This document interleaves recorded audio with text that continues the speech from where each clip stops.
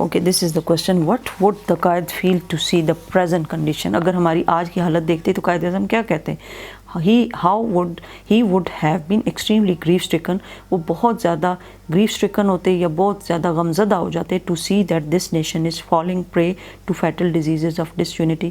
کہ یہ جو قوم ہے وہ شکار ہو رہی ہے. فالنگ پرے کا مطلب ہوتا ہے شکار ہو رہی ہے خطرناک قسم کی. فیٹل کون سی ڈیزیزز ہوتی ہیں؟ خطرناک قسم کی بیماریاں. اور یہ بیماری صرف ذہن کی یا دل کی نہیں ہوتی. ڈس یونٹی بھی ایک بیماری ہے.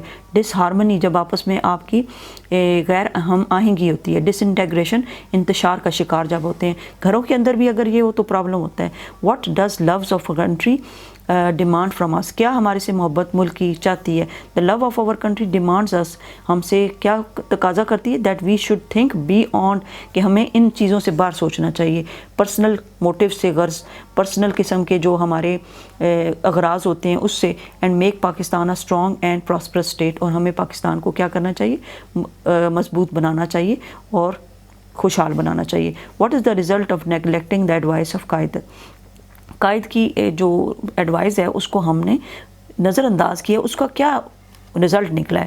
We swiftly fell victim to fatal diseases. ہم وکٹم بن گئے ہیں یا شکار ہو گئے ہیں فیٹل ڈیزیزز خطرناک قسم کی بیماریوں کے.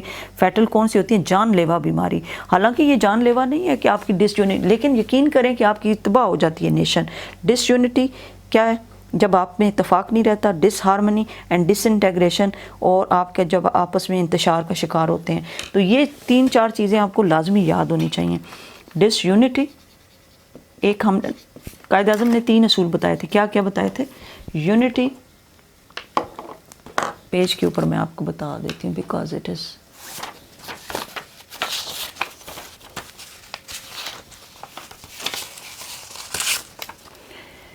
ایک انہوں نے بتایا یونٹی اور دوسرا اصول انہوں نے کیا بتایا تھا؟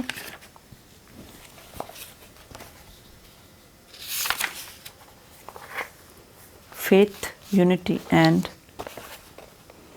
دوسرا بتایا فیتھ ڈسپلن DISCIPLIN.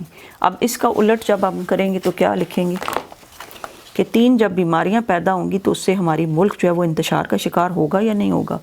ایک ہوگی ڈس یونٹی. ڈس یونٹی یعنی نا اتفاقی. اتفاق کا الٹ ہوگا ڈس ہارمنی.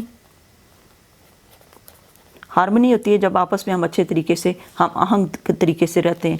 تو یہ ڈس ہارمنی کا الٹ ہے. ہارمنی کا الٹ ہے. اور پھر ہے ڈس انٹیگریشن. ڈس انٹیگریشن اور انٹیگریٹی کا یہ الٹ ہے.